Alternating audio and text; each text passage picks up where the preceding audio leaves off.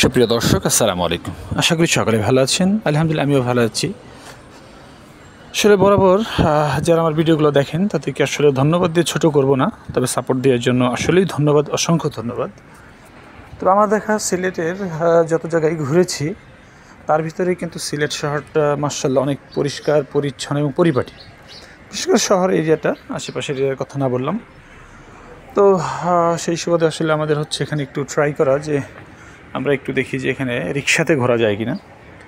আর হচ্ছে বাবুর শরীরটা খুবই অসুস্থ ছিল, আসলে ওইভাবে ঘোরার মতো ছিল না, বাট ও আসলে আলহামদুলিল্লাহ যে আল্লাহ তাআলার রহমত, ও যাই করতো ঘুরতে গেলে আবার একটু স্ট্রং হয়ে যেত। রুমে গিয়ে যদি একটু উইক হয়ে যেত।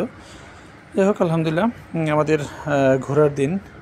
তো আজকে ঘোরার মেইন উদ্দেশ্য হচ্ছে আমাদের এখানে ঘুরতে গিয়ে সুনামগঞ্জ সাদা পাথর, ভোলাগঞ্জ সাদা পাথর গিয়ে আমাদের এক ভাই এবং এক আপুর সাথে পরিচয় হয়ে যায়।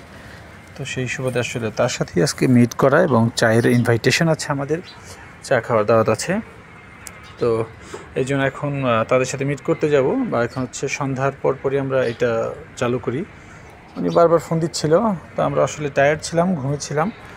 উঠে যাই হোক, যেহেতু দেখা করতেই হবে, তো সেই সুবাদে ওনাদেরকে মিট করার জন্য যাচ্ছিলাম। ওইখানে খুব ভালো একটা চায়ের দোকান আছে, স্টল আছে, যে কাউকে বললে হবে হোটেল ওইটা। এই হচ্ছে আপুটাকে দেখতে পাচ্ছেন, সামনে হচ্ছে ভাই। মার্শাল্লাহ তাদের মন মানসিকতা আলহামদুলিল্লাহ অনেক অনেক অনেক ভালো। আমার দেখা খুবই ভালো একজন মানুষ ছিল।